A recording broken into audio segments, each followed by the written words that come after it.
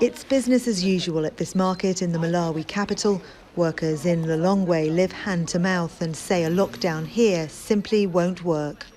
The government should just abandon the whole idea, unless it pays each and everybody a certain amount of money, which practically is impossible because the villages are scattered all over.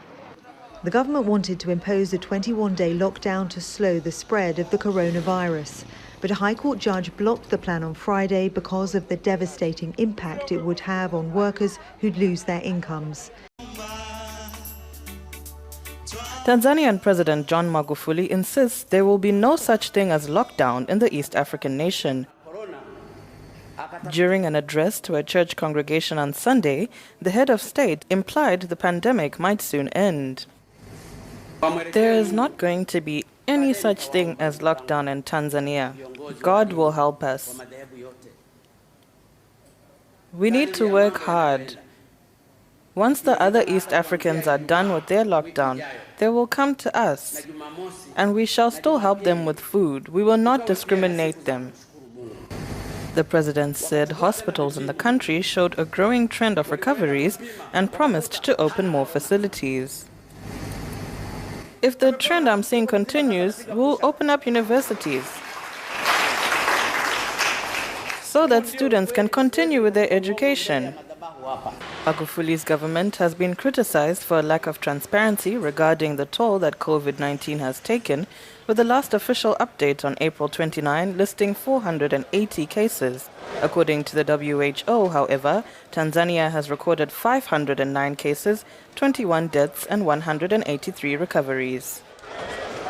In Sweden, the authorities' strategy to fight the virus has come under increased scrutiny. The Nordic country has stayed away from quarantine and lockdown measures and instead urged the public to act responsibly.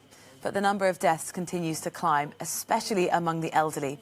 Our reporter Per Byfors Nyberg reports. This is Moses Ntanda celebrating his 70th birthday at a restaurant in Stockholm 2 years ago. Last month during Easter, he died alone in his nursing home room from COVID-19. We have one of the highest death rates in the world, which is sad. I would say that 2/3 or something like that, even more, maybe even more, wouldn't have to have died. COVID-19 has spread to nearly all corners of the world.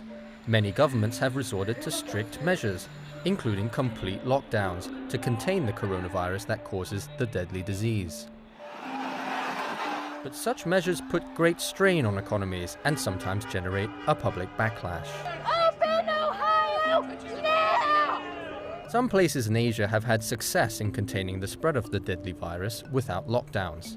That was the case for Hong Kong and South Korea, where coronavirus infection rates have recently been on a downward trend. In both Hong Kong and South Korea, the daily number of cases have been rising by single digits, if going up at all.